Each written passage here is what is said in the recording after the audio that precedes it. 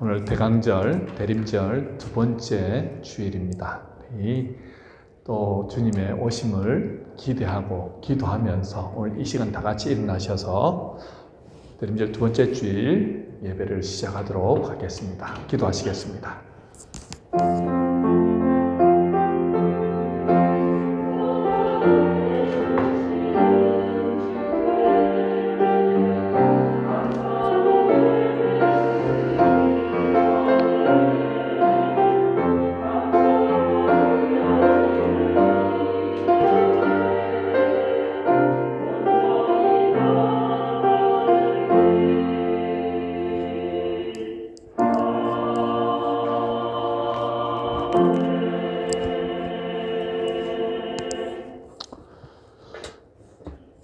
아버지께 참으로 예배하는 자들은 신령과 진정으로 예배할 때가 오나니 곧 이때라. 아버지께서는 이렇게 자기에게 예배하는 자들을 찾으시느니라. 하나님은 영이시니 예배하는 자가 신령과 진정으로 예배할지니라. 아멘. 은혜가 풍성하신 하나님 참으로 감사합니다. 12월 둘째 주 대림절 두 번째 주일을 주님 앞에 또 예배함으로 올려드립니다. 흩어졌던 백성들, 또 코로나로, 오미크론으로 여러 가지로 세상이 시끄럽고 분주한 가운데서도 오늘 주님을 만나고자 하는 열망을 가지고 이 자리에 나왔습니다. 예배 드리는 것이 우리 삶의 우선순위임을 알고 오늘도 주님 앞에 나온 하나님 예배자들에게 주님께서 예비한 은혜, 풍성한 은혜와 능력을 허락하여 주시옵소서. 오늘 드리는 우리의 예배가 하나님을 기쁘시게 하는 예배 되게 하시고 예배를 통하여 정말 공급되어진 한없는 사랑과 은혜를 통해서 이 한 주간도 힘겨운 상 가운데서 능히 이겨나가는 우리의 삶들 다 되게 하옵소서. 오늘도 주님 홀로 영광 받아 주옵소서. 감사와 영광 올려드리오며 예수님의 거룩하신 이름으로 기도드리옵나이다. 아멘. 찬송가 45장 함께 찬양하시겠습니다.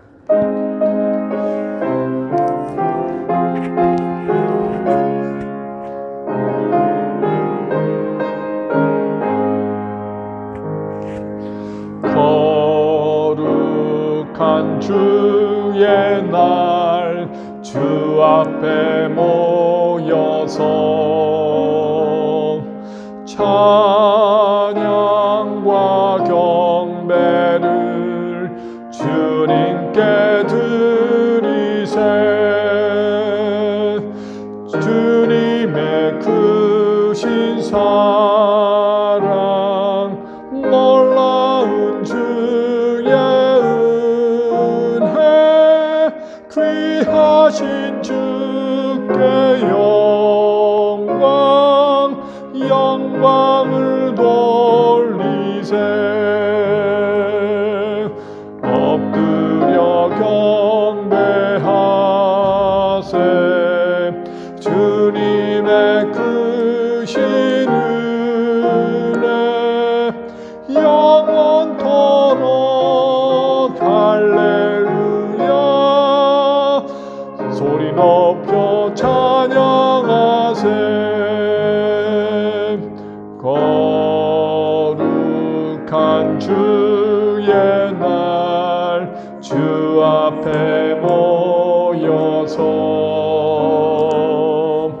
온 몸과 마음을 다 주께 드리세. 한없는 주의 복은 부족함 전혀 없네. 귀하신 주께 감사를 드리세. 엎드려 경배하세. 주님의 크신 은혜 영원토록 할렐루야. 소리 높여 찬양하세.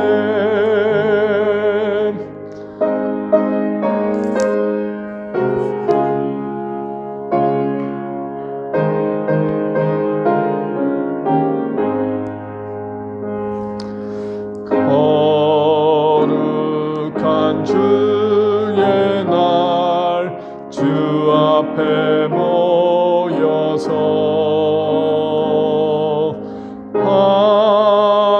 하늘의 소망을 다 함께 누리세.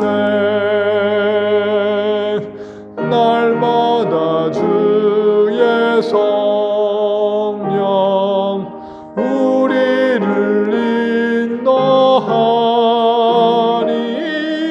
십자가 바라보며 주님만 따르리.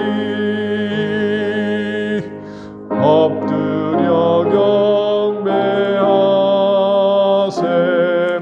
주님의 크신 은혜 영원토록 할렐루야. 소리 높여 찬양하세. 아멘. 이 시간 우리 지난 한 주의 삶을 바라보시면서 우리의 흉과 허물 또 죄악된 부분들을 하나님 앞에 다 토설하고 오늘 주님이 받으시는 귀한 예배자가 되었으면 좋겠습니다. 하나님은 거룩하신 분이십니다. 주의 성령이 여러분들 안에서 역사하실 수 있도록 우리 안에 있는 죄악된 부분들을 낱낱이 하나님 앞에 다 고백하도록 하겠습니다. 하나님, 지난 한 주의 삶을 돌아봅니다. 우리가 날마다 우리도 모르는 사이에 또 짓는 죄들이 있습니다. 의도치 않았지만 보지 말아야 될 것들을 보았고 가지 말아야 될 곳에 갔고 하지 말아야 될 일을 하였으며 하나님 하지 말아야 될 생각들을 하였음을 고백합니다. 주님, 우리는 연약합니다. 거룩함으로 살고자 애쓰고 노력하지만 또 악한 사탄의 유혹에 넘어가서 넘어지는 우리들의 모습을 바라봅니다. 하나님, 어쩔 수 없는 우리 이 연약함을 주님 고쳐주시옵소서. 정말 하나님이 기뻐 받으시는 그러한 하나님의 자녀로서 살아갈 수 있도록 인도하여 주시옵소서. 정말 하나님의 거룩한 성소로서 우리가 가는 곳곳마다 주님의 나라가 우리 안에서 펼쳐지고 주님의 통치가 넘쳐나는 그 은혜와 성령 충만한 역사를 경험하기를 원하지만 하나님, 우리는 이 세상 가운데서 이런저런 죄로 인하여서 흉허물로 인하여서 하나님 그런 능력 가운데 살지 못하는 부족함을 고백합니다. 주님, 거룩한 피로써 보혈의 피로써 우리를 정결케 하여 주시옵소서. 오늘도 주님 앞에 예배자로 섭니다. 주님, 우리를 받아주시옵소서. 흉과 허물이 많지만 있는 모습 그대로 나왔습니다. 보혈의 피로 정결케 하시고 하나님 받으시는 거룩한 예물들 되게 하여 주시옵소서. 모든 영광 주님께 올려드리오며 예수님의 거룩하신 이름으로 기도드리옵나이다. 아멘. 사도신경으로 우리의 신앙을 고백하겠습니다. 전능하사 천지를 만드신 하나님 아버지를 내가 믿사오며 그 외아들 우리 주 예수 그리스도를 믿사오니 이는 성령으로 잉태하사 동정녀 마리아에게 나시고 본디오 빌라도에게 고난을 받으사 십자가에 못 박혀 죽으시고 장사한 지 사흘 만에 죽은 자 가운데서 다시 살아나시며 하늘로 오르사 전능하신 하나님 우편한 자 계시다가 절로서 산자와 죽은 자를 심판하러 오시리라. 성령을 믿사오며 거룩한 공회와 성도가 서로 교통하는 것과 죄를 사하여 주시는 것과 몸이 다시 사는 것과 영원히 사는 것을 믿사옵나이다. 아멘. 성시교독 교독문 116번입니다. 구주강림 두 번째 편 교독하겠습니다. 이새의 줄기에서 한 싹이 나며 그 뿌리에서 한 가지가 나서 결실할 것이요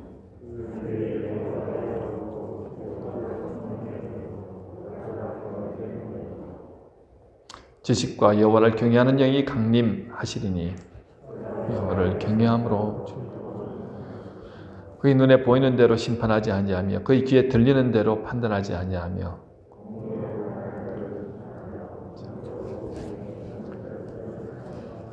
그의 입의 막대기로 세상을 치며 그의 입술의 기운으로 악인을 죽일 것이며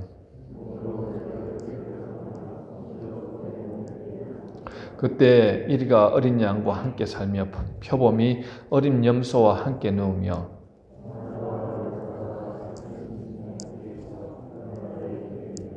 암소와 곰이 함께 먹으며 그것들의 새끼가 함께 엎드러지며 사자가 소처럼 풀을 먹을 것이며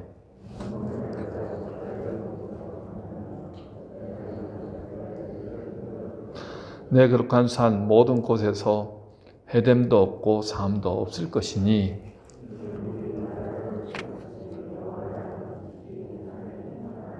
그날에 이 새의 뿌리에서 한 싹이 나서 만민의 기치로 설 것이요 열방이 그에게로 돌아오리니 그가 거한 곳이 영화로우리라. 아멘. 찬송가 105장입니다.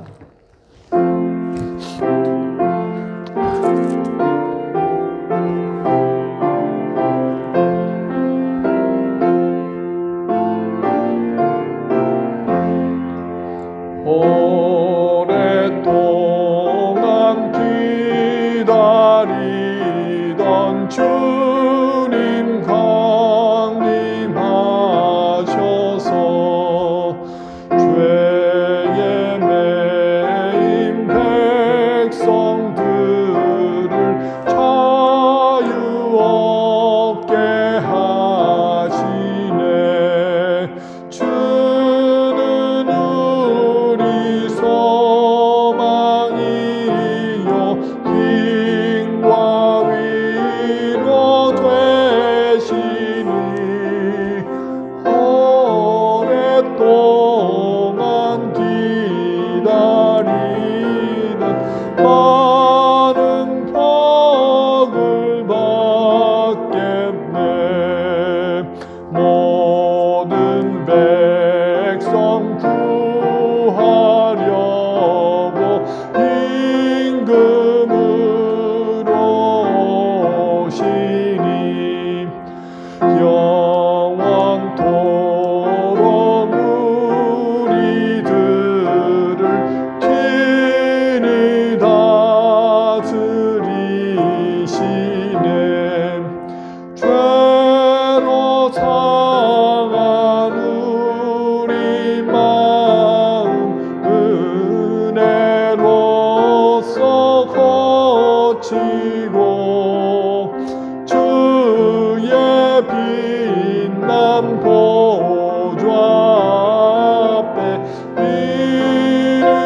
이르도록 하소서.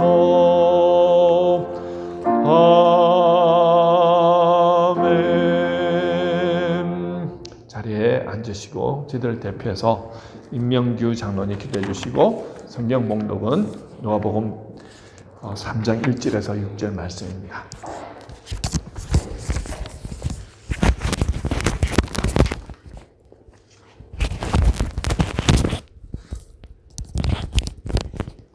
영원하시고 전지전능하신 하나님 아버지, 이 시간 신령과 진리로 예배드리게 하시고 사랑으로 상하고 지친 저희들을 치료하시고 말씀으로 가르쳐 주시옵소서.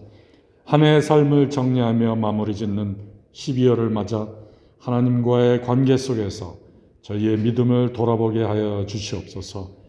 한 해 동안 저희들이 믿음 위에 굳게 서지 못하고 멋대로 살아온 날이 많았음을 고백합니다. 때때로 하나님의 영광을 가리는 위선과 교만에 빠져 살아온 때도 많았습니다. 이 시간 죄인된 우리들의 모습을 발견케 하여 주시고 주의 십자가로 저희의 붉은 죄를 양털같이 희게 해주시는 주님을 바라보게 하여 주시옵소서. 온 세계가 계속되는 코로나로 인해 고통을 받고 있습니다. 예방접종 등으로 대비를 하고 있지만 새로이 확진자가 증가세 있습니다. 이를 위해 온 성도가 마음을 합하여 기도드리고 있사오니 불쌍히 여기시고 저희들에게 은혜와 자비로 응답하여 주시옵소서. 하루속히 이 어려운 시기가 지나고 남녀노소 모든 성도가 주님 전에 함께 모여 예배드리고 친교를 나눌 수 있도록 허락하여 주시옵소서. 이 어려운 가운데에서도 묵묵히 본연의 임무를 수행하고 있는 세계 곳곳의 선교사들을 기억하여 주시고 그들의 복음을 전할 때 기적이 일어나 믿지 않는 많은 불쌍한 영혼들이 주님을 구주로 영접할 수 있도록 은혜 내려 주시옵소서. 오늘은 대강절 둘째 주일입니다. 이 어둡고 힘든 세상에 빛으로 오실 주님을 경건한 마음과 기도로 준비케 하여 주시옵소서. 죄악으로 죽을 수밖에 없는 저희들을 찾아오신 하나님의 사랑, 예수 그리스도의 십자가의 제물에 어린 양 되신 그 은혜를 기억하면서 성탄의 의미를 바로 알게 도와주시옵소서. 오늘도 강단에 세우신 주의 종 정성호 목사를 기억하시고 성령으로 강건케 하시고 지혜와 명철을 더하시어 그 입을 통해 전달되는 말씀마다 감화 감동하고 변화되는 시간이 되게 하여 주시옵소서. 또 예배를 위해 헌신하는 우리 귀한 손길들을 기억하시고 그 손길로 인해 아버지의 영광이 나타나게 하시옵소서. 예배의 시종을 주님께 의탁하며 우리의 빛 되신 예수 그리스도의 이름으로 기도드립니다. 아멘.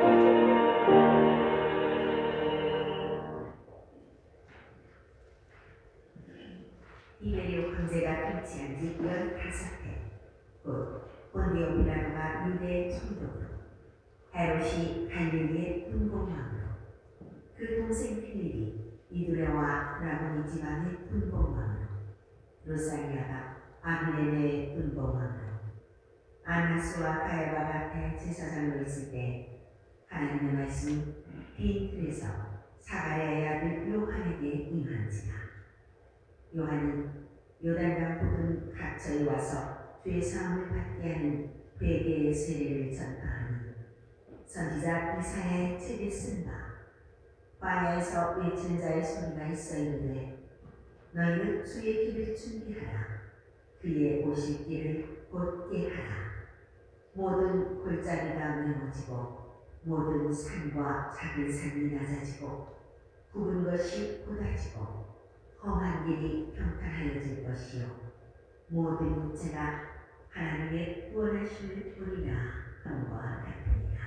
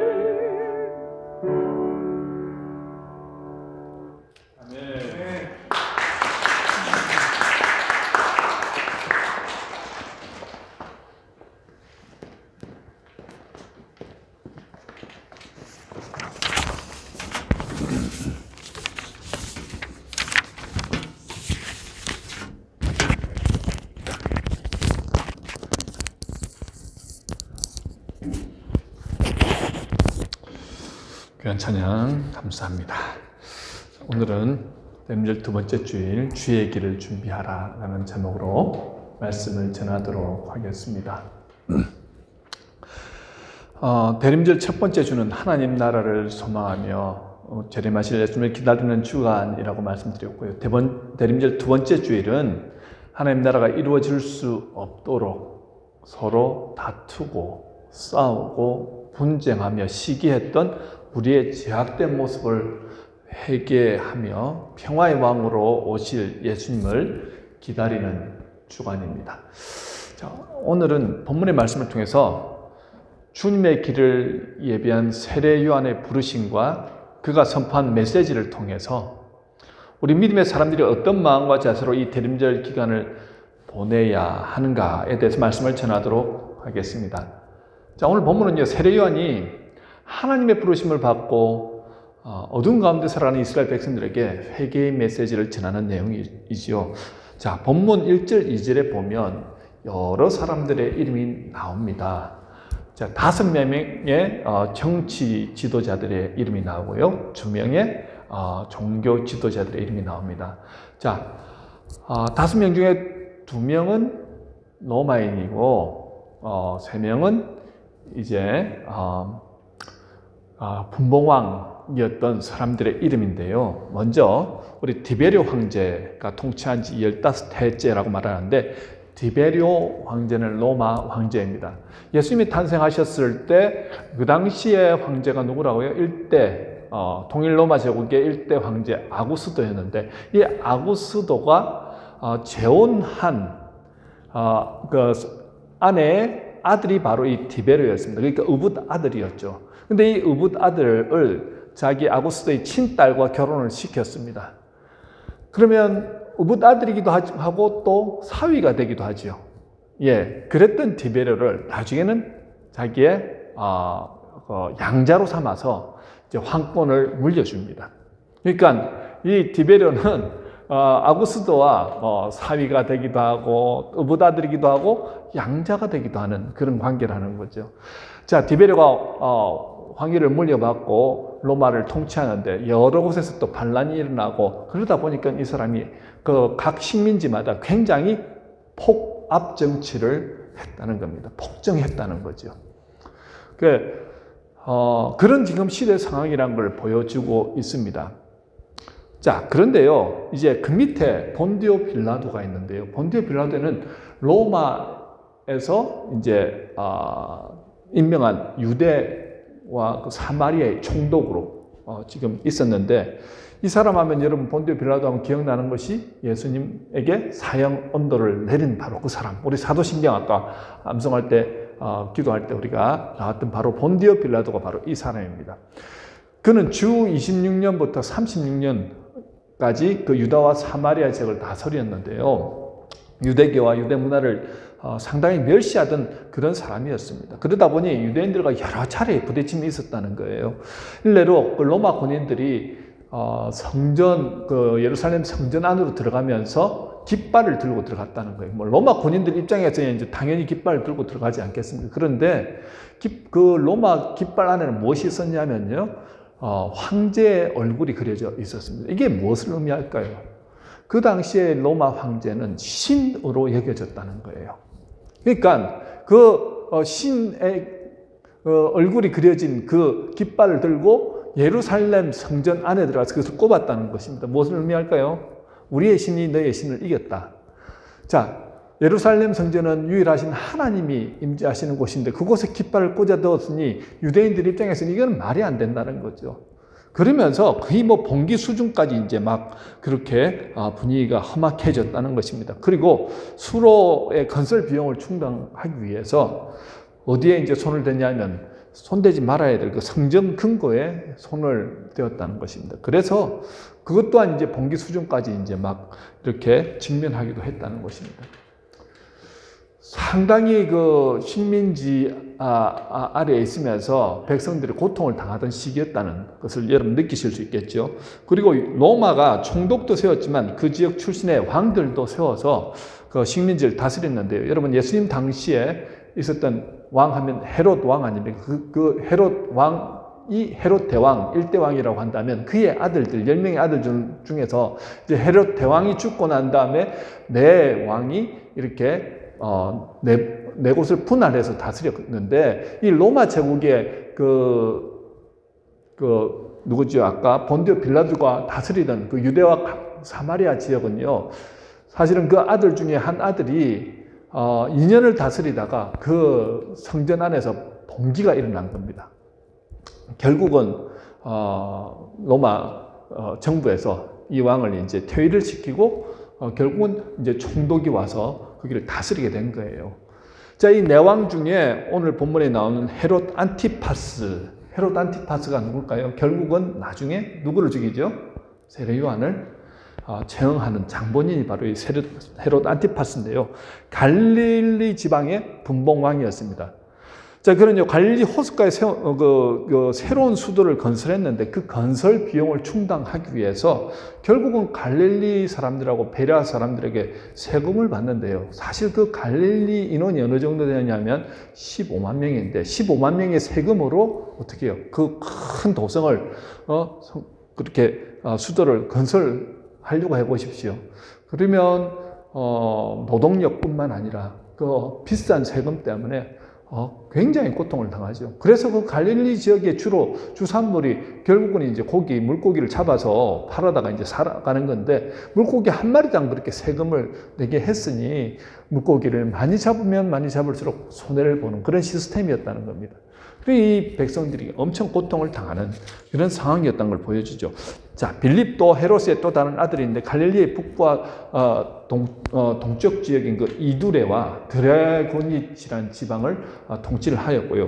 루사니아는 안티레마논 산맥 그 너머의 땅, 그러니까 갈릴리로부터 아주 먼 땅을 다스렸습니다. 이렇게 분봉왕들이 이스라엘 전역을 나누어서 다스리는 그런 시스템이었습니다. 자, 이스라엘 백성들은요, 자기 땅에 살고 있었습니다. 옛날처럼 바벨론에 포로로 끌려가거나 그렇지 않았지만 자기 땅에 살고 있었지만 그들은 누구보다도 힘들고 고통스러운 삶을 살고 있었다는 거죠. 이렇게 나라의 주권을 빼앗기면 어떻게 됩니까? 백성들이 비참해질 수밖에 없다는 것입니다. 우리는 일제 36년 동안 그 치욕을 경험하지 않았습니까? 여러분들 중에 여기에 그 치욕을 경험하신 분들은 한 분도 안 계실지 모르겠지만요, 우리가 역사를 통해서 알고 있습니다. 자, 그 고통 가운데서 이제 종교 지도자들이라도 정말 영적인 부분들을 잘 이렇게 지도하고 인도해 주어야 되는데, 2절에 언급되는 그 대제사장 안나스와 가야바가 나오죠. 원래는 대제사장은 한 사람이 해야 됩니다. 그런데 이 안나스와 가야바의 관계는 안나스가 가야바의 누가 되냐면요, 결국은 장인이 됩니다. 그러니까 자기가 대제사장으로서 지금 일을 하고 있다가 자기 자리를 사위에게 물려준 거죠. 그런데 실질적인 권한은 누구한테 있었냐면은, 이름은 가야바가 하지만 뒤에서 조종하는 것은 안나스가 다 했다는 거예요. 그래서 대제사장은 한 사람이지만 결국은 뒤에서 조종하는 안나스까지 해서 이 굉장히 혼돈스러운 지금 시스템으로 되어 있다는 것을 보여주지요. 무엇보다도 그 당시에 아론 계열이 대제사장을 이렇게 상속받아서 이렇게 일을 해야 되는데, 어느 순간부터는 이제 선출해서 대제사장을 이렇게 임명하는 그런 시스템이 되었다는 겁니다. 그걸 누가 선출하느냐? 바로 로마의 총독이 그것을 임명하더라는 거죠. 그러니까 로마와 관계가 좋은 그런 제사장들 중에서 아주 협조적이고 충성적인 사람들을 선별해서 뽑아서 대제사장을 시켰다는 겁니다. 중국의 삼자교회라고 알죠. 삼자교회는 나라에서 이제 인정하는 교회입니다. 그런데 그 나라에서 인정하는 교회 목사는 어떤 사람을 세우겠습니까?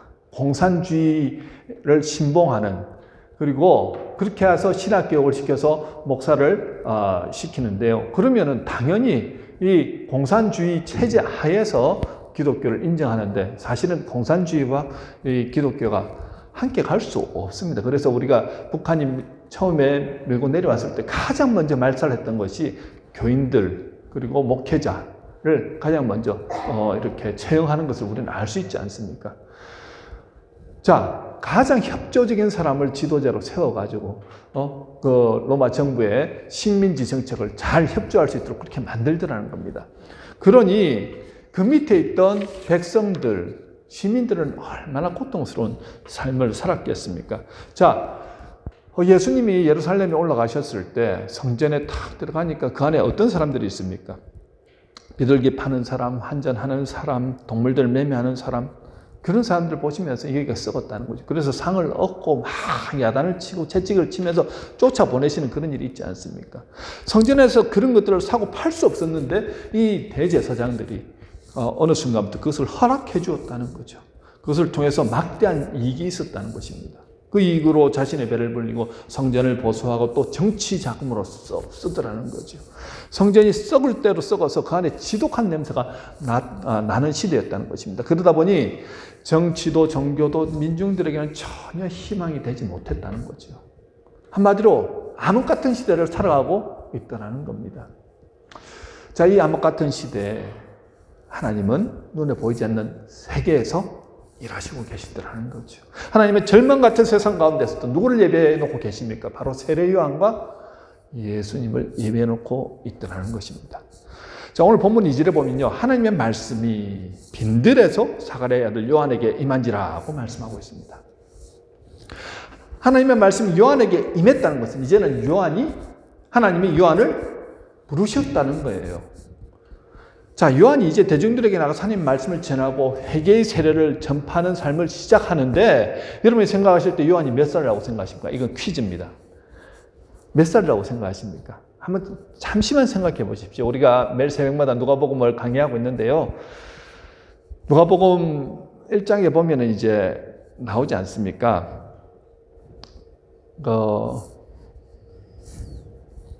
예수님의 어머니가 누구죠? 마리아. 그리고 요한의 어머니가 엘리사벳. 엘리사벳이 먼저 임신을 했잖아요. 6개월. 그때 마리아가 성령으로 잉태된 다음에 엘리사벳을 찾아가지 않습니까? 먼 친척지간입니다. 그러니까 예수님과 세례 요한도 먼 친척지간이 되겠죠. 6개월 차이입니다. 근데 예수님이 공생애를 언제 시작하셨다고요? 언제요? 30세 때 시작하셨는데, 우리 성경 구절 한번 보실까요? 누가복음 3장 23절. 예수님이 공생의 사역을 시작하시는 것이 30세라고 말씀하고 있습니다. 자, 그렇다고 한다면 세례 요한은 몇 살이라고요? 30살이라는 거죠. 우리가 세례 요한 하면 굉장히 강렬한 이미지라서 엘리야 같은 그런 아주 강렬한 선지자와 같은 이미지라서 나이가 굉장히 많이 들었을 거라 생각하는데, 지금 여기 계신 어느 분보다 나이가 아주 어린 그런 30살밖에 되지 않은 젊은 사람이라더라, 청년이라고 말해도 될 것 같습니다. 이 30살밖에 되지 않은 이 청년에게 하나님의 말씀이 임하더라는 거죠. 자, 우리가 생각할 때는요, 성전 안에서 그 당시에 굉장히 지적으로 많은 것, 학문적으로, 정치적으로, 종교적으로 아주 뛰어난 사람들이 많았지 않습니까? 사내들인 공회 안에 대제사장도 있었고요, 서기관들도 있었고요, 바리새인들도 있었지 않습니까? 누구보다도 아주 신앙의 중심지, 종교의 중심지는 예루살렘이고 성전이었습니다. 하나님의 말씀이 임한다고 하면 그 사람들을 통해서 임해야 되는데, 이름 없는 한 사람, 빈들에서 생활하고 있는 한 젊은이에게 어떻게 해요? 말씀이 임했다는 거예요. 그럼 그 이유가 무엇일까요? 한마디로 말하면 겉과 속이 같냐는 겁니다. 하나님의 말씀이 임하느냐 임하지 않느냐는요, 겉과 속이 같으냐 다르냐로 결정이 되어지더라는 거죠. 겉으로는 하나님을 가장 잘 안다고, 가장 하나님 일을 열심히 한다고 믿고 자부했던 그 사람들을 예수님이 뭐라고 말합니까? 저주하시죠. 마태복음 23장 27절 보십니다. 예수님이 이렇게 말씀하시죠. 그들의 겉은 아름답게 보이는데 속은 해칠한 무덤 같다. 겉은 멀쩡하다는 거예요. 그런데 속 안에는요, 온갖 탐욕과 시기와 질투와 더러운 것들로 가득 차 있더라는 거죠. 우리 보통 사람들 같으면요, 사람들 여러분들 보실 때 겉으로 참 잘생기고 아름답고 이렇게 멀쩡하게 생겨 보이잖아요. 그런데 그 안에는 이 사람이 어떤 사람인지는 잘 모릅니다.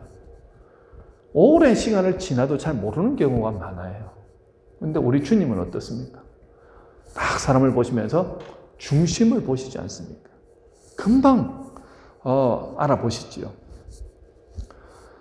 그러면서 오랜 시간 동안 정말 이 제사장들 그리고 바리새인들 서기관들이 하나님 중심의 신앙생활을 하지 않냐고, 하나님 말씀과 다른 그런 자기 중심의 신앙생활, 자기 중심의 그런 말씀 생활을 하더라는 거예요. 자, 우리가 어떤 젊은이가 여러분들 앞에 나와가지고 회개하라, 천국이 왔다, 세례를 받아야 된다 하면서 막 여러분 우리 교회 앞에서 막 이렇게 선포하고 하면 여러분들이 바라보실 때 그 사람을 바라보면 어떤 마음이 들겠습니까? 저 사람 미친 사람이라고 당장에 경찰에 신고하겠지요. 지금 성전 체계가 완전히 굳어 있던 그 당시에 이 젊은이가 요단강 근처에 와가지고 회개의 그 세례를 선포하고 있는 것입니다. 그런데 놀라운 일은요, 이 사람의 메시지를 듣고 사람들이 막 몰려와서 어떻게 해요?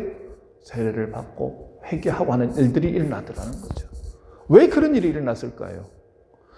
자, 여러분 잘 아시다시피 회개는요, 예루살렘 성전에서 제사 드림으로 제사함을 받는 거 아닙니까?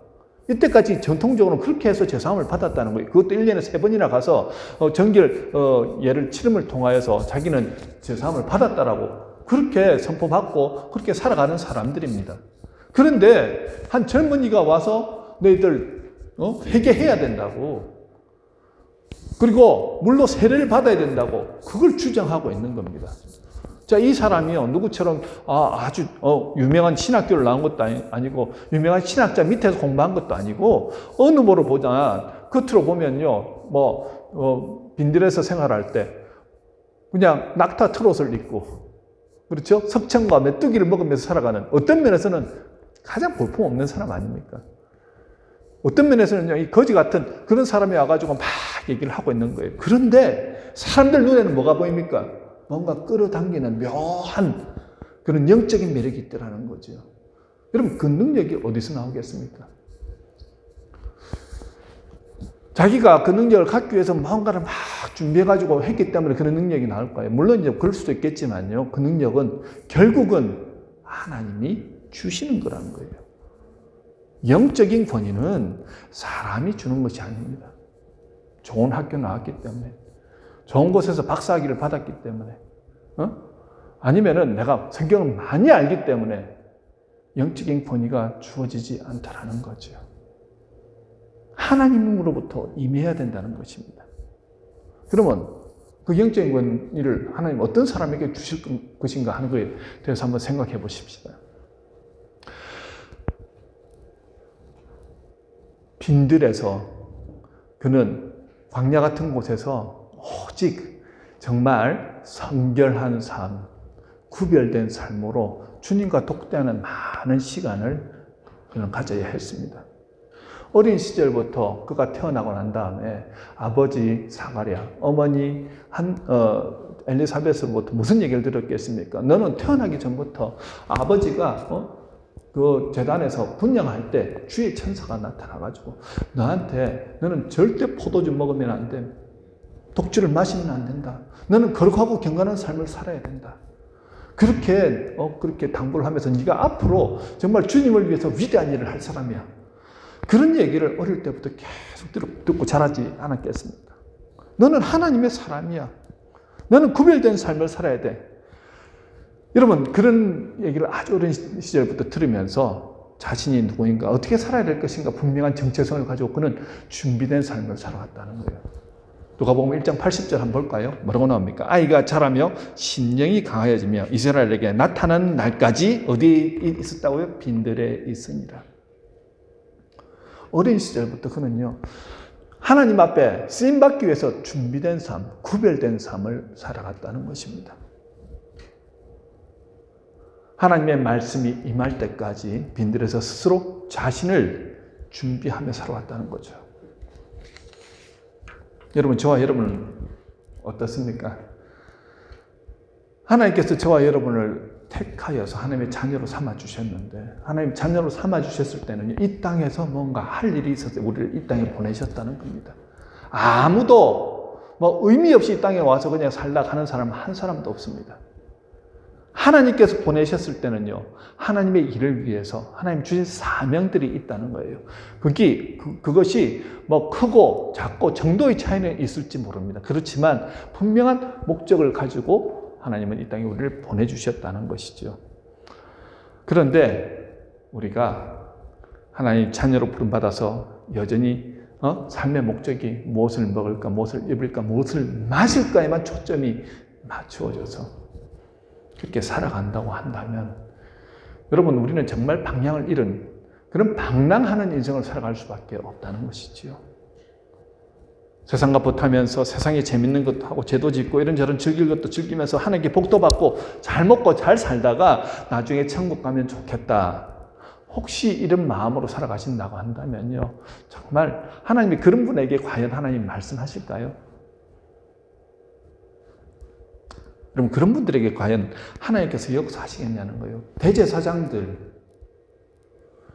바리새인들, 서기관들 누구보다 종교적으로는 열심히 했는데 왜 하나님이 그들에게 말씀하시지 않았습니까? 결국은 한 가지 아닙니까? 겉과 속이 다르다라는 거죠. 만약에 여러분, 요한이 지극히 높으신 이의 선지자가 될 것이란 그 주의 천사의 말씀을 아버지로부터 계속 들었지만 자기 자신이 세상과 보타면서 나는 그런 삶 살기 싫습니다. 난 세상 가운데서 나 하고 싶은 대로 살겠습니다 하고 그렇게 살았다고 한다면 과연 그럼에도 불구하고 하나님 그를 택하셨을까요? 아니, 하나님께서 아마 그 마음을 돌리셨을지도 모릅니다. 왜냐하면요, 우리가 잘 아는 사울 왕도 그랬지 않습니까? 하나님 보시기엔 너무나도 괜찮은 왕이었는데 나중에는 그가 자기가 왕이 되어서 자기 뜻대로 하기 시작했을 때 하나님의 신이 그를 떠나가더라 말씀하죠. 하지만 세례 요한은 어떻게 해요? 그 말씀을 들으면서 철저하게 구별된 삶, 하나님의 자녀로서 나는 살아가겠다고 결단하고 그렇게 살아가더라는 것입니다. 하나님의 영이 그에게 임하고 하나님의 신이 임하니까요, 사람들이 볼 때도 이 사람이 와서 회개의 메시지를 전하고 세례를 받으라고 할 때 수많은 사람이 찔림을 받고 거기에 와서 세례를 받고 회개하더라는 거예요. 왜요? 뭔가 모를 강력한 뭔가가 그 안에서 흘러나오더라는 것입니다. 여러분, 하나님의 사람들, 구약시대에도 많은 하나님의 사람들이 있지 않습니까? 그 사람들의 특징을 바라보십시오. 함부로 할 수 없는 뭔가 영적인 권위가 그 안에 있더라는 거예요. 만약에 대제사장들, 바리새인들, 서기관들이 자기의 권력을 가지고 얘기할 때는 사람들이 어쩔 수 없어서 말을 듣기는 하지만요, 그게 아니라 이렇게 아무것도 가진 것 없는 상황 가운데서 정말 영적 권위를 가지고 얘기를 한다고 했을 때 사람들이 그 사람들의 말을 듣고 따라갈까요? 따라가지 않죠. 왜요? 겉과 속이 완전히 다른 신앙생활을 하더라는 것입니다. 오늘 저와 여러분들은 솔직하게 여러분들은 어떤 삶을 살고 계십니까? 하나님 앞에서만 다 바라보십시다. 우리는 완벽한 존재일 수 없습니다. 또 완전하게 하나님이 기뻐하시는 모습으로 살아갈 수도 없습니다. 그런데 하나님은 어떤 상황 가운데서 역사하시냐면요, 부족함을 알지만 그래도 나는 결단하고 선택하면서 하나님의 길로 가겠습니다. 성결한 삶을 따라가겠습니다. 말씀대로 따라가겠습니다. 나는 하나님이 기뻐하시는 그 삶을 따라가겠습니다라고 결단하면서 살아가시는 분들에게 하나님이 역사하시고 임재하시고 인도하시는 삶을 살게 된다는 것입니다. 오늘 본문에 그러면서 우리 세례 요한이 사람들에게 이렇게 회개하라고 외쳤던 장소가 있는데 그 장소가 어디입니까? 3절 보실까요? 3절. 요한이 요단강 부근에 와서라고 말하죠. 요단강 부근에 와서라고 말하는데 다름 아닌 요단 강가였습니다. 자, 왜 하필 그는 요단 강가에 와서 그의 사역을 시작하였느냐 하는 겁니다. 그거는 요단강과 무슨 관련이 있기 때문 아니겠습니까? 자, 요단강은 저 해발 2743m 그 헬몬산에서 이제 발원하여서 유대 땅 한복판을 남북으로 가르면서 흐르는 그 생명수와 같은 강입니다. 유대 땅의 무 생명들이 그 강에 기대어서 이렇게 살아갑니다. 즉 요단강은요, 생명의 강이라는 그 상징성도 있지만 또 한 가지로서는요, 경계성의 상징성도 있다는 것입니다. 무슨 말이냐면요. 출애굽 공동체가 어디로 해서 이렇게 요단강을 건너서 들어옵니까? 요단강 동편을 통해 가지고 요단강을 건너서 가나안 땅으로 들어오지 않았습니까? 이게 뭘 상징합니까? 옛 삶을 청산하고 이제 새로운 삶을 살아가는데 무엇을 통과했다고요? 생명의 강인 이 요단강을 통과해서 그 땅으로 새로운 삶을 살도록 허락받았지요. 자, 요한이 요단강에서 세례를 베풀었다는 사실 자체가요, 이러한 상징성을 가지고 있다는 겁니다. 옛자, 이제 요단강에 와서 물에 들어가면요, 옛자가 죄악된 내 옛자가 그 안에 들어감을 통하여서 물에 퐁당 빠지는 순간 어떻게 옛자는 죽는 겁니다. 그리고 일어남을 통하여서 새로운 자, 하나님 주 예수 그리스도가 오실 수 있는, 오셔서 통치할 수 있는 그러한 상태로서 새로운 자아로 거듭나더라는 거지요. 지금 그런 상징성이 있다는 것입니다. 그는 새로운 삶의 길로 그 백성을 지금 부르고 있다는 거죠. 그래서 요한은요, 그냥 세례를 준 것이 아닙니다. 죄 사함을 받게 하는 회개의 세례를 전파했다는 거죠. 무슨 말이냐면요, 세례는 그냥 하나의 외적 결과의 표시 아니겠습니까? 그 세례를 받기 위해서는요, 전제되어야 될 조건이 바로 회개였다는 것입니다. 그럼 회개가 무엇입니까? 헬라어로 메타노니아입니다. 마음을 바꾼다는 뜻과 방향을 바꾼다는 뜻, 그 두 가지 의미를 가지고 있습니다. 마음을 바꿔서 어떤 행동을 그만두고 정반대의 방향으로 선택한다는 것입니다. 자, 이때까지 이스라엘 상황에 대해서 말씀드렸습니다. 어떤 상황이었습니까? 굉장히 어둡고 고통스러운 상황, 정치도 불안하고 종교도 불안하고 사는 것 자체가 암울한 상황이었는데, 지금 이런 상황 가운데 우리는 메시아를 바란다 했을 때 정말 이 땅 가운데 우리를 다시 일으켜줄 어떤 다윗과 같은 왕을 사람들은 원하지 않았습니까? 그런데 세례 요한은 지금 무엇을 말하느냐면요, 너희들이 먼저 회개해야 된다는 거예요. 이들의 마음밭에 진정한 하나님이 통치하실 수 있는 그 마음으로 어떻게 해요? 바꿔놓겠다는 거예요. 세례 요한이 하는 일이 바로 주의 길을 준비하는 것, 주의 길을 평탄하게 하는 것, 바로 그것이 무엇입니까? 회개함을 통하여서 너희들이 하나님의 백성으로 준비되어야 한다는 것입니다. 저와 여러분이 하나님의 백성으로 준비된 분들입니까? 본문 4절에서 6절에 보면요, 이 내용은 이사야 선지자가 수백 년 전에 예언한 것인데, 한마디로 만왕의 왕이신 주님이 이 땅에 오실 때 그 길을 준비하는 것이 바로 세례 요한 자신의 사명이라는 것을 그는 깨닫고 그렇게 지금 하고 있다는 거죠. 왜 그걸 하냐면, 그래야 모든 육체가 하나님의 구원을 볼 것이라는 거예요. 자기는 길을 닦는 사람이라는 거예요. 주님이 오셔서 일하실 수 있도록 어떻게 해요? 길을 닦아놓는 그 일을 하겠다는 것입니다. 그것은 무엇이냐면요, 마음밭을 어떻게 기경시켜 놓겠다는 거예요. 회개함을 통해 그런 변화가 일어나도록 하겠다는 것입니다. 자, 길을 준비한다는 것은 험한 길을 평탄하게 닦는 것입니다. 자, 옛날에 왕이 민간에 행차할 때 그 지방 백성들로 하여금 어떻게 해요? 왕이 지나갈 길을 닦는 풍속이 있었습니다. 우리 저 때만 해도 이제 무슨 사단장이라든지 아니면은 육군 참모총장이 만약에 어떤 부대에 순시를 온다 그러면 난리가 납니다. 청소부터 하고 그 길 닦는 거, 조금이라도 이렇게 울퉁불퉁한 것이 있으면 삽 들고 가서 전부 다 그 길을 다 메워야 하고요. 깨끗하게 청소해야 되고요. 군대에서 봐서 이제 저는 이제 그게 느낌이 어떤 건지 압니다.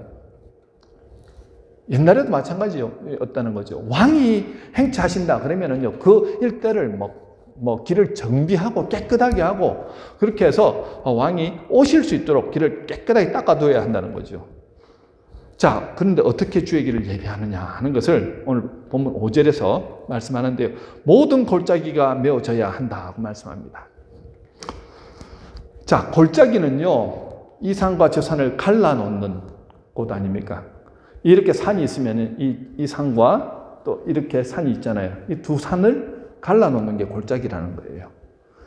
자, 골짜기가 없어지지 않는 이상 이 산과 저 산은 어떻게 해요? 하나가 될 수 없다는 것입니다. 골짜기가 이 산과 저 산을 갈라놓는 것처럼 사람 사이에도 골짜기가 있다는 거죠. 그것이 무엇이냐면요, 서로 용서하지 못하는 마음입니다. 우리가 용서하지 못하면 미움은 계속 우리 안에서 어떻게 됩니까? 남아있지요. 그런데 누군가를 미워하는 마음이 있으면 여러분 미워 안 해보셔서 모르실 겁니다. 저는 미워 해봤거든요. 죄송합니다. 목사지만도 미움이 생긴 때가 있었거든요. 근데 미움이 있으니까요, 내 안에서 막 그것이 자라기 시작하더라는 거예요. 그래서 나를 고통스럽게 합니다. 나는 하나님의 사람이고 사람으로서 용납하고 용서하고 해야 되는데 누군가에 대해서 안 좋은 마음, 미워하는 마음이 오니까요, 너무너무 내가 고통스러운 겁니다. 왜냐하면 성령께서 근심하시는 게 느껴지더라고요. 지금 하나님께서 하나님의 내 안에 오셔서 통치를 하셔야 되는데 그러기 위해서는 내 안에 있는 미워하는 이 마음, 이 골짜기들이 어떻게 해요? 다 메워져야 한다고 지금 말씀하는 겁니다. 사람과의 관계 안에서 내 이웃을 내 몸과 같이 사랑하라는 그 말씀이 이루어지기 위해서는 어떻게 해야 된다고요? 미워하는 사람이 없어야 된다는 겁니다. 근데 여러분들 사람과 관계하면서 미워하는 사람이 안 생기던가요? 생기죠. 근데 일방적으로 그 사람이 잘못해서 내가 그 사람을 미워하는 경우는 별로 없습니다. 대부분은 어떻습니까? 손뼉이 마주쳐야지 소리가 나듯이 나도 일정 부분 그 사람에게 상처를 주거나 아니면 그 사람이 내게 상처를 주거나 하지 말아야 할 말을 하거나 하면서 어떻게 해요? 알갱이 생기고 갈등이 생기고 결국은 어떻게 됩니까? 그 미움이 증폭이 돼서 나중에는 가장 보기 싫은 사람, 내 안에 원수가 되더라는 거죠. 여러분, 이 마음이 있으면 아무리 주님이 오셔도요, 내 안에서 통치를 하실 수가 없다는 거예요. 그럼 이 마음을 어떻게 해결해야 됩니까? 사실은 용서하는 게 쉽지 않습니다. 사랑하는 것도 쉽지 않습니다. 그런데 주님은 이 마음을 기경하라는 거예요. 이 마음을 어떻게 해요? 이 골짜기를 메우라는 겁니다. 어떻게 메울 수 있습니까?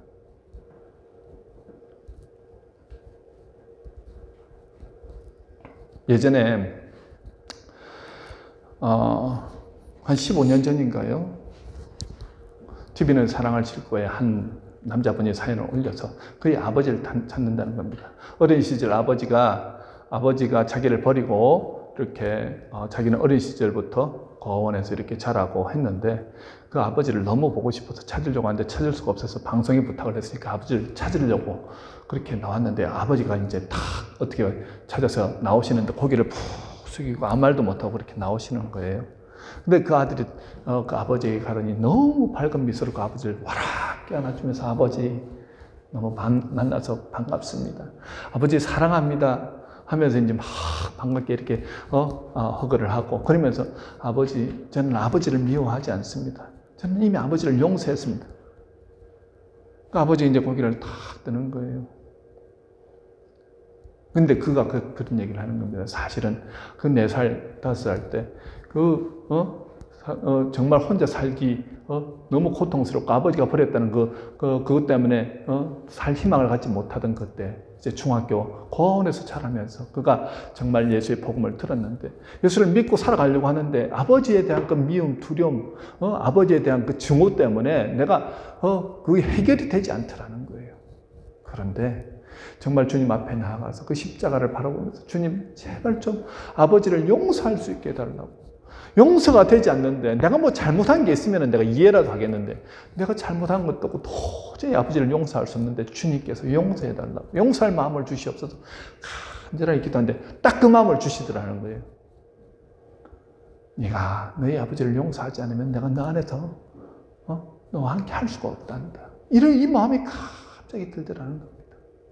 그러면서 주님께서 내 마음을 오셔서 나의 주인이 되어주시고 내게 힘과 용기와 모든 것을 주시는 분이신데 주님 그렇다고 한다면 내가 아버지를 용서할 수 있게 해달라고 하면서 기도하면서 어느 순간 하나님께서 그 마음을 주시는데요. 그때부터 그의 마음 가운데 있던 모든 무거운 짐이 다 사라지고 정말 어느 순간부터 그 아버지를 보고 싶고 아버지를 용납하고 이제는 아버지를 위로해드리고 싶다는 그런 마음이 생겨서 그때부터 아버지를 찾기 시작하다가 TV는 사랑을 싣고를 통해서 그렇게 아버지를 만나게 됐다는 겁니다. 그러면서 아버지 나는 아버지를 미워하지 않습니다. 이미 그 상황 가운데서 주님이 나를 붙잡아 주셨고 위로해 주셨고 나와 함께 하심을 믿기 때문에 근데 결국 그분이 나중에는 캐톨릭 신부가 되어가지고 그렇게 그 아버지를 이렇게 맞아들이는 모습이 지금 15년이 지났는데도 제게는 굉장히 깊은 그런 어떤 깨우침을 주었거든요. 무슨 말씀이냐면 용서할 수 없는 그 사람에게 내가 억지로 용서할 수는 없습니다. 그렇지만 그때 그 답답한 신경을 가지고 최소한 주님 앞에 나가자는 거죠. 주님 앞에 나가서 주님께서 내 마음을 기경하실 수 있도록, 주님께서 역사하시도록 내 마음 가운데서 그를 용서할 수 있는 마음이 들 때까지 주님 내 마음을 주장해 달라고 주님 앞에 내려놓는 그 시간이 필요하다는 거예요. 그럴 때 어떻게 해요? 진정으로 용서할 수 있는 마음이 생깁니다. 내가 용서할 수 있는 마음이 생길 때 하나님께서는 또 그의 마음 또한 어떻게 해요? 주장해 주시더라는 거죠. 그래서 우리 안에 그 골짜기들이 어떻게 해요? 메워지고 관계가 회복되어지는 놀라운 은혜가 임한다는 것입니다. 여러분, 누군가를 용서하는 건 내 힘으로 내 의지로 할 수 없습니다. 그런데 그것이 되어질 때 어떻게 해요? 그때부터 주님께서 내 마음에서 역사하신다는 거죠. 자, 두 번째는요. 모든 산과 작은 산이 낮아져야 된다는 거예요. 이게 모든 산이 낮아져야 한다는 것은요. 굉장히 높아져 있는 마음, 결국 교만한 마음입니다. 이게 뭘 의미하냐면요. 하나님이 내 안에 오시기 위해서, 주 예수 그리스도가 내 안에 오셔서 통치하시기 위해서는 뭐가 필요하다고요? 주님의 주인 되심이 필요하잖아요. 그런데 모든 것이 나 중심, 내가 왕이고 내 생각, 내 뜻, 내 방식, 이것을 주장하면서 살아가시는 분은 교만한 사람들이라는 겁니다. 아마 이 가운데 교만한 분은 한 분도 안 계실 거라고 생각하지만요. 또 겸손하십니까? 물어보면 또 글쎄요 하면 갸우뚱거리시는 분들도 계실 겁니다. 때때로는 우리가 또 교만할 때도 있지 않습니까? 그때가 언제냐면요. 내가 주님의 주인 되심을 잃어버릴 때, 내 생각으로 가득 차서 모든 것을 내 뜻대로 하려고 할 때는요. 여러분들, 그때가 위험한 때입니다. 그때 잘못하면 감정적으로 반응하게 되고 결국은 그렇게 하면서 관계가 깨어지기도 하고 어려움을 겪기도 하지 않습니까? 그때 주님의 주인 되심을 고백하면서 주님이라면 어떻게 하시겠습니까? 가족 관계 안에서도 마찬가지고요. 사랑 관계 안에서도 마찬가지고 교회 안에서도 마찬가지입니다. 여러분들이 주인이 되어서 내 뜻대로 하기 시작할 때 하나님께서는 통치하실 수가 없죠. 그 고집을 어떻게 꺾겠습니까? 다리 몽둥이 하나 탁 부러뜨려야지 그때에서 주님 잘못했습니다 하는 게 우리들 아닙니까? 근데 그때마다 다리 몽둥이를 하나씩 다 부러뜨려 보세요. 우리가 지금 여기에 존재할 수 없겠죠. 그러니까 우리가 항상 주님의 주인 되심을 바라보면서 주님 앞에서 주님이라면 어떻게 하시겠습니까? 항상 묻는 그런 마음의 준비가 되어 있어야 되지 않겠습니까? 자, 세 번째는요. 굽은 것이 곧아지고 험한 길이 평탄하여질 것이라고 말합니다. 굽었다는 것은 마음이 삐뚤어졌다는 거예요. 그리고 험하다는 것은요, 마음이 거칠다는 겁니다. 자, 마음이 삐뚤어져 있거나 거친 것은요, 마음에 깊은 상처가 있다는 거죠. 그래서 어떤 말만 해도 분명히 알아 얘기했는데 얼어 듣는 분들이 있습니다. 자꾸 오해를 하는 거예요. 그리고 관계 안에서 소통이 되지 않습니다. 하나님과의 관계 안에서도 소통이 되지 않는 분들이 있어요. 하나님은 기다리라고 얘기하시는데 나는 지금 주십시오 하면서 자기 뜻을 계속 펴는 분들이 있습니다. 왜 나를 이렇게 힘들게 하십니까 하면서 자기 뜻대로 뭔가 되지 않을 때는 하나님을 원망하고, 하나님과의 관계가 이렇게 삐뚤어져 있으니까 사람과의 관계도 삐뚤어지더라는 거죠. 이 마음이 기경이 돼야 된다는 거예요. 왜 우리가 회개를 해야 됩니까? 지금 회개와 세례의 메시지를 선포하는 이유가 무엇입니까? 우리 마음이 주님이 오실 수 있도록 준비된 마음으로 주님을 맞아들여야 된다는 게 오늘 세례 요한이 강조하는 것 아니겠습니까? 우리가 대림절 두 번째 주일을 바라보시면서 여러분들 어떤 마음으로 이 주간을 살아가시겠습니까? 완전한 삶을 찾으시는 게 아닙니다. 하나님은 우리의 연약함을 너무나도 잘 아십니다. 왜냐하면 우리는 옛 자아를 가지고 살아가기 때문입니다. 육신을 가지고 살아가기 때문에 연약해서 쓰러질 수밖에 없습니다. 그렇지만 그런 순간이라도 어떻게 우리가 결단하고 선포하고 결정하고 해야 될 것은 뭐라고요? 선택해야 될 것은 뭐라고요? 나는 하나님의 방법대로, 하나님의 말씀대로 살아가겠다. 이것은 우리가 선택할 수 있는 것입니다. 설사 우리가 연약해서 또 죄를 짓는다 할지라도 속히 또 주님 앞에 들어가서 주님, 나의 연약함 용서하여 주시옵소서. 그리고 이것을 끊기를 원합니다. 내 방향을 돌리기를 원합니다. 그러면서 마음을 준비해 나가시는 겁니다. 그렇게 하면서 점점 주님께서 내 안에서 역사하시도록. 여러분, 그렇게 할 때요, 하나님의 말씀이 여러분 안에서 역사하십니다. 그렇게 할 때요, 성령이 우리 안에서 강력하게 빛을 발하십니다. 어떤 사람이 영적인 권위가 있냐고요? 그렇게 삶을 선택하며 살아가는 사람입니다. 성결한 삶을 살겠습니다. 하나님의 말씀대로 순종하며 살겠습니다. 믿음으로 따라가겠습니다. 그런 사람 가운데 하나님께서 그 마음의 중심을 보시고 그와 함께 하시는 놀라운 은혜를 경험하게 된다는 겁니다. 오늘 저는 저와 여러분이 이 대림절 두 번째 주일, 이제 25일까지 이제 두 번째 주일을 더 남겨놓고 있는데요. 그런 믿음의 선택을 통해서 하나님 은혜를 우리가 경험하셨으면 좋겠습니다. 혹시 여러분들 마음 가운데 누구를 미워하시는 분이 있나요? 이번 대림절 기간에 그것을 놓고 간절하게 기도하십시다. 여러분들 교만한 마음, 내가 난데, 내가 왕년에는 이런 것 했는데, 여러분 이건 다 내려놓으십시오. 소용이 없더라는 거죠. 하나님이 주인 되심을 고백하면서요. 주님이 하십니다. 나는 십자가에서 죽겠습니다. 주님께서 인도하신 대로 따라가겠습니다. 그렇게 한번 믿음으로 선포하면서 나가보십시다. 그리고 자꾸 누군가를 삐뚤어서 바라보지 마시고요.